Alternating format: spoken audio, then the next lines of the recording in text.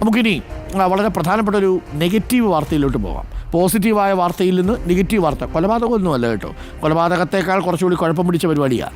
Love ജിഹാദ് പരാമർശത്തിൽ PC ജോർജിനെതിരെ കേസെടുക്കാൻ police. Youth ലീഗിന് പുറമെ ദിശ സംഘടനയും അംഗങ്ങളും പോലീസിൽ പരാതി നൽകിയിട്ടുണ്ട്. നിലവിൽ PCക്കെതിരെ 3 പരാതികളാണുള്ളത്. സമാനമായ കുറ്റകൃത്യം വീണ്ടും ചെയ്യുന്നതിനാൽ PC ജോർജിൻ്റെ ജാമ്യം റദ്ദാക്കണമെന്നാണ് ആവശ്യം. പോലീസ് വേണ്ട നടപടി സ്വീകരിച്ചില്ലെങ്കിൽ ഹൈക്കോടതിയെ സമീപിക്കാനാണ് ഈരാറ്റുപേട്ട യൂത്ത് ലീഗ് പ്രവർത്തകരുടെ തീരുമാനം. പ്രതികരണം PC ജോർജ് വീണ്ടും യാതൊരു അടിസ്ഥാനവുമില്ലാത്ത വിദ്വേഷ പരാമർശങ്ങളുമായിട്ട് രംഗത്ത് വന്നിരിക്കുകയാണ്.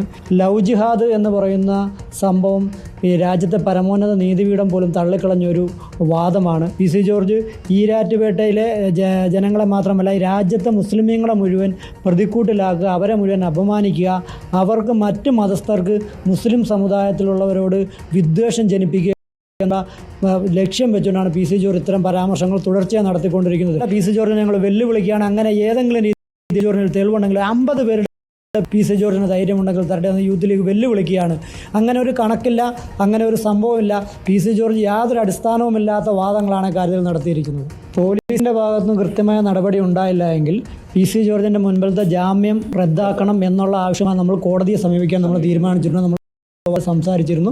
ആ രീതിയിൽ മുമ്പോട്ട് പോകാനാണ് നമ്മൾ പറഞ്ഞിരിക്കുന്നത്. ആദ്യം പാലാ SHO മുതൽ പരാതി കൊടുക്കാൻ പറഞ്ഞു. ഞങ്ങൾ പരാതി കൊടുത്തിട്ടുണ്ട്. പോലീസിൻ്റെ ഭാഗത്ത് നിന്ന് തുടർ നടപടി ഉണ്ടെങ്കിൽ എന്താണ് PC ജോർജ് പറഞ്ഞതെന്നല്ലേ ഒന്ന് കേട്ടു നോക്കാം. മുഴുവൻ കാര്യങ്ങളും കേൾപ്പിക്കാൻ പറ്റത്തില്ല, അതുകൊണ്ട് ചിലയിടത്ത് ഇടും, അല്ലാതെ നിവൃത്തിയില്ല. കേൾക്കാം. പഠിച്ചുകൊണ്ടിരിക്കുകയാണ്. ഒരു 22-23 വയസ്സാകുമ്പോൾ ആ കുഞ്ഞിനെ കെട്ടിച്ചു വിടണ്ടേ, ആ മര്യാദ കാണിക്കണ്ടേ? 25 വയസ്സാകുമ്പോൾ എനിക്ക് തോന്നുന്നില്ല പെണ്ണുങ്ങളെ കാണുമ്പോൾ ഒരു സന്തോഷം. അപ്പോൾ ഒരു പെൺകൊച്ചിനെ ആണുങ്ങളെ കാണുമ്പോൾ സന്തോഷം തോന്നുകയല്ലേ? ഇത് റിയാലിറ്റിയാണ്, മനുഷ്യസഹജമായ ദൗർബല്യങ്ങളാണ്. ഇതറിയാതെ പോയിട്ട് കാര്യമൊന്നുമില്ല. അതുകൊണ്ട് നമ്മുടെ ക്രൈസ്തവ കുടുംബങ്ങളിൽ ഞാൻ ചോദിക്കട്ടെ, 18 തികയുമ്പോഴേ പിടിച്ച് കെട്ടിക്കുക.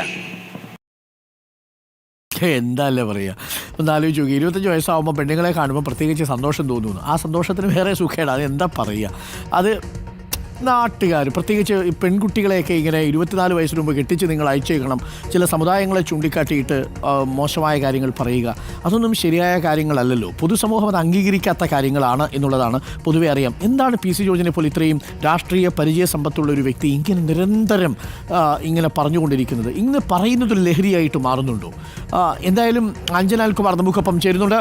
Anjana, very good morning Anjana. അഞ്ജനയ്ക്ക് ഇപ്പോൾ എത്ര വയസ്സായി? 26.